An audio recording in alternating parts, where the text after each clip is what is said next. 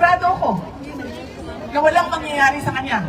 Na ako, lalabas, pupunta sa trabaho, na maayos ang mga terms of employment ko. Maayos ang sweldo, ang sahod ko.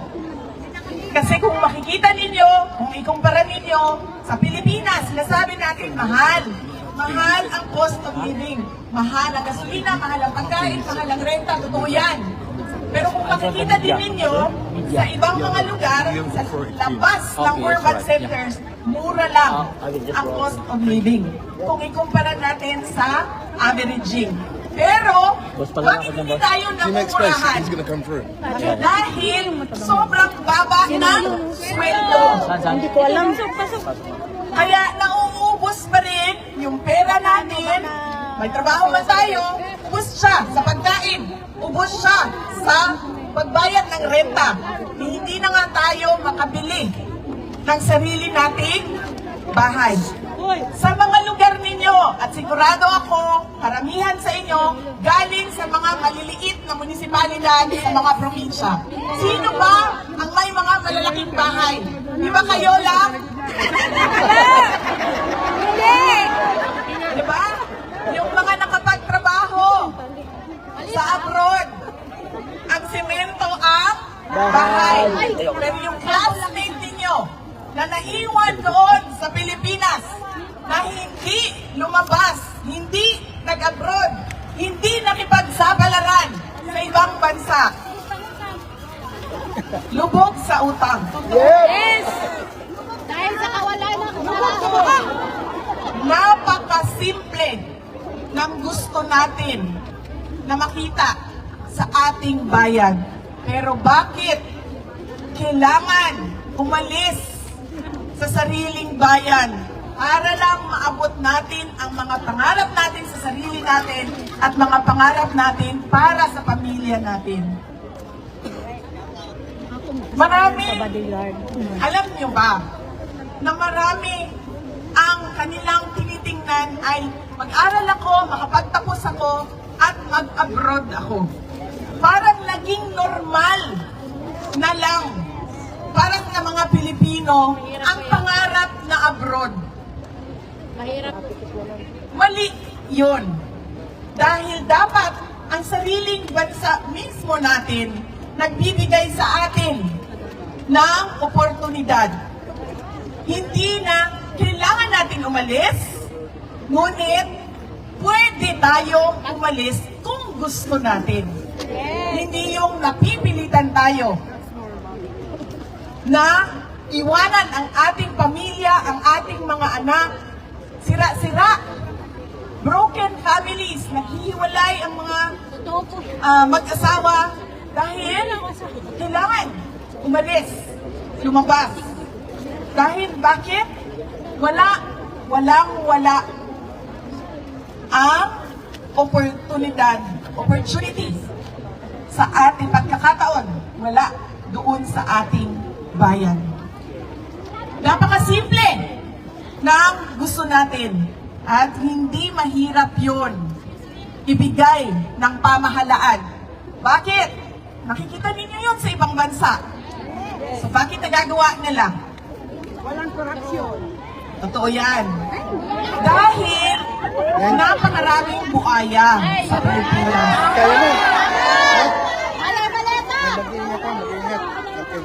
Hindi ko alam kung ano ang nagbago. Simula noong panahon ng 1940s, 1950s, 1960s, 1970s, hanggang ngayon, taon na ito, 2026. Ang nangyari sa ating mga Pilipino, nagkanya-kanya tayo. Yes. Yung mga nakaupo, umangat, nagkaroon ng kapangyarihan, naging makasarili.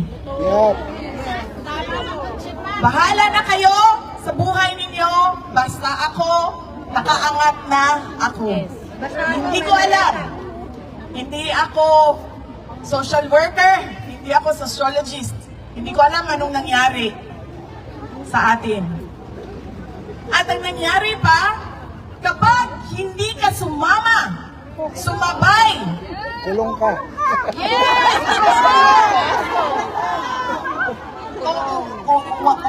umayon, Pangalan! sa kanila, ay ikaw ang mali at ikaw kulong ka. Bulag-bulaga naman. Ganon ang nangyayari sa ating bayan ngayon. Napakasimple ng gusto natin. Alam naman natin pwede. Dahil nakikita natin sa ibang bansa. Pero, hindi natin nakikita dahil naging makasarili ang mga may kapangyarihan at yung kanilang pagiging makasarili ang naging tama. At lahat tayo naging mali. Kulong kayong lahat. Kulong na niya lahat. Kung magkasya sa kulungan. Ganon ang estado ng ating bayan. God bless you too. God save the Philippines.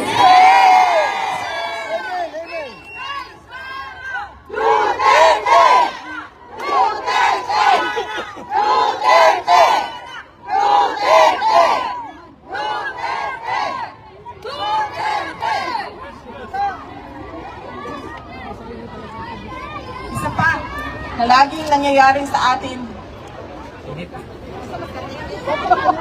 Nauhaw si Inday. Nauhaw si Inday. taon-taon, alam natin na pabalik-balik ang bagyo, ang baha, ang lindol, ang pagsabog ng bulkan, ang landslide. Ano pa bang nangyayari sa atin? Lindol. Natural, ma'am. Natural disaster. Natural muna tayo. Natural. Taon-taon alam natin na nangyayari ang mga natural disasters. Pero bakit taon-taon laging nagugulat ang Pilipino sa pagbaha, sa pagbagyo, Kasi sa ininakaw na yung lindol, budget. at hindi lang yan. Pagkagulat natin, sira-sira lahat, hindi na makabangon ulit. Dahil sa corrupt.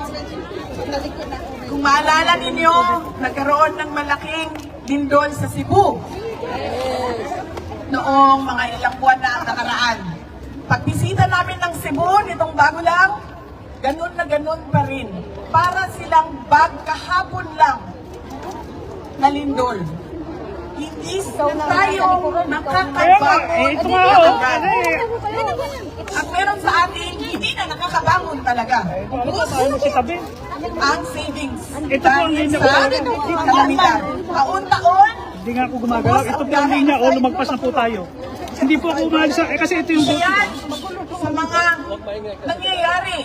pangyayari sa ating bayan. Natural, man-made ba? Man-made disaster. Ano ang man-made disaster? Ayan po. Ayan. Hold up. Made na yun ngayon. Napakataas ng petty crimes sa ating bansa. Bakit? Ikot-ikot lang din naman yan. Madali lang siya maintindihan. Kapag walang oportunidad ang tao, wala silang trabaho. Kapag wala silang trabaho, nagnanakaw sila. Kasi yun yung pinakamadali para sa kanila. Idagdag mo ang illegal na droga, Yan ang gusto Bas! ko. nagkakaroon na ng mga crimes against person. Rape, patayan, Nanakaw. kidnapping. Ganon ang nangyayari sa ating bayan. Hindi lang tayo bugbog sa natural Alaga. disasters. Alaga ni Risa. Bugbog din tayo sa man-made calamities. O kagagawan lang din ng tao. Hindi naman kasalanan ng taong bayan, kundi kasalanan ng iilan na mga nakaupo sa pwesto. Tama. Dahil, babalik tayo ulit, nandun tayo sa nagkanya-kanya na ang mga leader natin. Nagkanya-kanya na ang mga Buwaya. Wala. Wala na Pilipinas. Crocodile farm na. Philippine crocodiles. Ah! Alam nyo, marami sa kanila, at alam niyo yan, Tama. marami sa kanila ang mga may bahay sa iba't ibang bansa. Opo yan. May bahay. Paborito nila sa Spain, sa Australia, sa Amerika, France! France! Paris! sa iba't ibang lugar kung saan may golden visa. Yes. Sa UK. Napakadali para sa kanila na umalis ng Pilipinas kapag hindi na maganda ang sitwasyon. Biglang nagkasakit. Pero, paano kami na ayaw namin umalis ng Pilipinas? Paano yung mga pamilya ninyo Yes. na hindi makaalis ng Pilipinas? Iiwanan na lang tayo na magtikis Selfish man sila. sa kalat na ginawa ng ilang Pilipino lang Tama. na makasarili ang kanilang interes. Dahil wala silang pakialam kung anong mangyari sa ating bayan. Dahil napakadali para sa kanila. Ilang milyon, bilyon, ang sinasabi ko sa inyo, darating ang 2027 budget. Ubus na naman yan. Sinasabi ko sa For inyo. sure, Bibi Sara. Kapit-kapit ang mga Pilipina. Walang tigil ang natawan ng ilang mga Pilipino lang. Ngayon, hindi ko masagot kung bakit ganyan ang pag-uugali nila. Pero, ang pagkakaalam ko, ang mga Pilipino ay may pagmamahal sa bayan. Hindi tayo magpapatalo sa ilan na ang mahal nila ay ang sarili nilang balakanan. Mamatay din yan sila. Ang sarili nilang interes. Nagpapasalamat tayo lagi sa ating mga overseas Filipino workers. At sa